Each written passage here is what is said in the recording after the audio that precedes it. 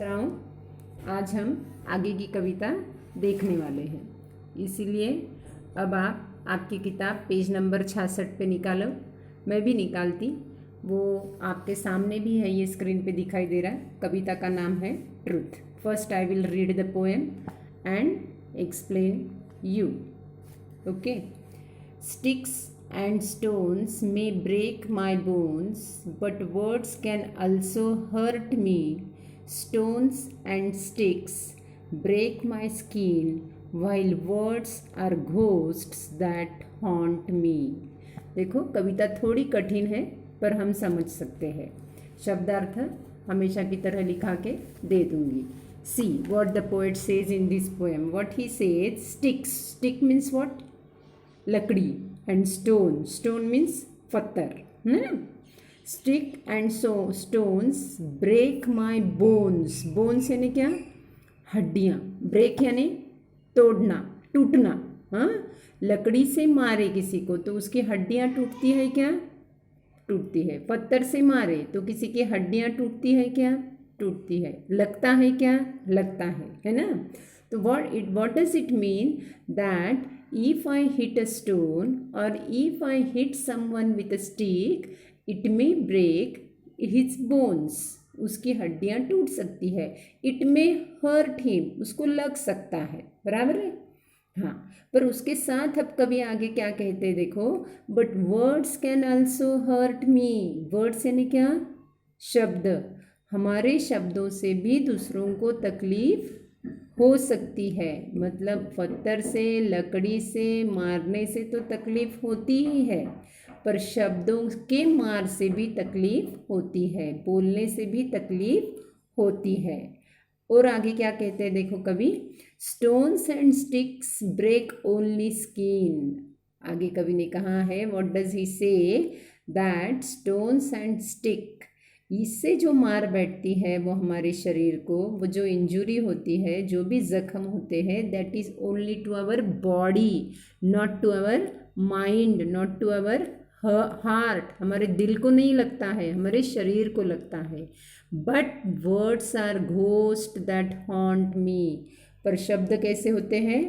Ghost, भूत जैसे होते हैं, है ना। वो हमारे मन में हमेशा, हमारे दिल में उसकी गूंज उठते रहती है। यदि हमारे मन के खिलाफ बहुत ज़्यादा हमको बुरा बोला गया, बहुत गलत बोला गया, तो व्हाट हैपन्स, दैट हॉन्ट्स अस। वो हमारे दिल में उसकी गूंज उठते रहती है। जबकि हमारे शरीर को मारा हुआ उतना हमको तकलीफ नहीं देता। बराबर है क्या? देखो अब आगे और क्या कहता है कभी। व्हाट डज ही से in second stanza, slant and curved the fall word swords to pierce and stick inside me. slant का अर्थ देखो, slant यानी नीचे झुके हुए, ऐसे नीचे बाण के जैसे झुके हुए। आगे वही दिए वाला है। कर्व्ड यानी ऐसे कर्व जिसको होता है, तिरछापन जिसको होता है। द फॉल वर्ड्स, इस ढंग से जो शब्द हमारे दिल तक पहुँचते हैं वो तलवार के जैसे हमारे दिल में घुस जाते हैं। टू पियर्स यानी हमको पंक्चर कर जाते हैं, हमारे अंदर घुस जाते हैं। एंड स्टिक इनसाइड मी, और हमारे मन में बैठ जाते हैं। स्टिक यानी चिपक जाते हैं। चिपक जाना यानी यहाँ पे हमारे मन में पक्के बैठ जाना, हमारे दिमाग में पक्के घुस जाना। चुभने वाले शब्द कैसे होते हैं? चुभने वाले शब्द तलवार के माफिक हमारे दिल में घुस जाते हैं, हमारे दिल को पंक्चर कर देते हैं। हमको बुरा लगता है, बार बार हमको गुस्सा आता है वो शब्द जब जब हमारे दिल में गूंज उठाता है ना। या हमारे आँखों में पानी भी आता है, दोनों भी, बुरा भी लगता है, गुस्सा भी आता है। Means words hurt you more than stones. पत्थर से लगी हुई मार से भी शब्दों की मार ज़्यादा गहरी होती है। बैट्स एंड ब्रिक्स में एक थ्रू बोन्स। ब्रिक यानी इटकर, मतलब एक प्रकार का पत्थर ही है ना। बैट यानी बैट, इससे लगी हुई मार हमारे हड्डियों को निश्चित तकलीफ देती है, परंतु शब्दों की लगी हुई मार हमको शर्म महसूस कराती है, हमारी गर्दन झुका देती है ना। यदि हमको किसी ने भरी सभा में हमारा अपमान किया, हमको गलत कहा, तो हमको कैसे, हमको डायरेक्ट लगता है कि हमारे शरीर को कहाँ से खून आता है क्या, कहाँ से जख्म होती है क्या, नहीं, पर हमारे मन को ऐसा चुभ जाता है कि हमारी गर्दन शर्म से झुक जाती है। So this is the power of words. शब्दों से ये होता है, इसीलिए हमने कोई भी शब्दों का इस्तेमाल बहुत ध्यानपूर्वक करना चाहिए। अब आगे क्या कहते हैं देखो कवि in the final stanza. Pain from words has left its scar on mind and heart that's tender, cuts and bruises now have healed, it's words that I remember। Pain यानी क्या, तकलीफ होना, यातना होना। शब्दों से जो घाव हमारे मन पर गिरते हैं उसकी यातनाएं, उसकी तकलीफ ज़्यादा होती है, और वो तकलीफ कहाँ होती है, हमारे दिल और दिमाग पर होती है। शब्दों के घाव से जो तकलीफ होती है वो तकलीफ तो ज़्यादा रहती ही है, परंतु वो हमारे दिल और दिमाग पर ज़्यादा असर कर देती है। जबकि ज़ख्म हुए वाली, कहाँ काटा हुआ, वो तो भर जाता है। हमारी ज़ख्म ठीक होती है कि नहीं, उस पर खपली आ जाती है ना, थोड़े दिनों के बाद ज़ख्म भर जाती है।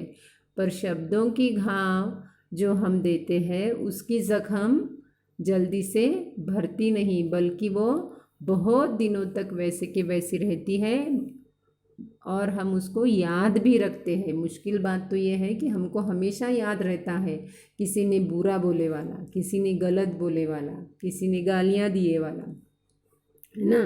These are the words they hurt us, these are the words they left their scars. वो अपने घाव छोड़ जाते हैं, अपने निशान छोड़ जाते हैं, घाव नहीं, घावों के निशान वो छोड़ जाते हैं। इसीलिए you have to use the words very carefully। So you have to say, if you have to say some words or if you want to utter something, you should be very careful while saying। The poet says these things in his poem। देखो words को कैसा लिखा है उन्होंने, हाँ words लिखा है, और साथ में देखो जरा ध्यानपूर्वक देखो, सारे उसको कांटे ऐसे चुभे वाले दिखाई दे रहे, क्या कांटे लग रहे हैं वो शब्दों में बाहर आए वाले। डब्ल्यू को देखो कितने कांटे बताए वाले, ओ को, आर को, डी को और एस को, मतलब ये शब्द कांटे जैसे होते हैं। यदि ये प्यार से इनका इस्तेमाल किया जाए तो बहुत अच्छा, और यदि इसका गलत इस्तेमाल किया जाए तो ये कांटे से भी ज़्यादा हमको चुभते हैं। तो ये हमारी कविता है, या आपने सुनना है, समझना है, और फिर मैं वापस आपको शब्दार्थ और स्टांजा छुड़ा के भेजूंगी। ओके।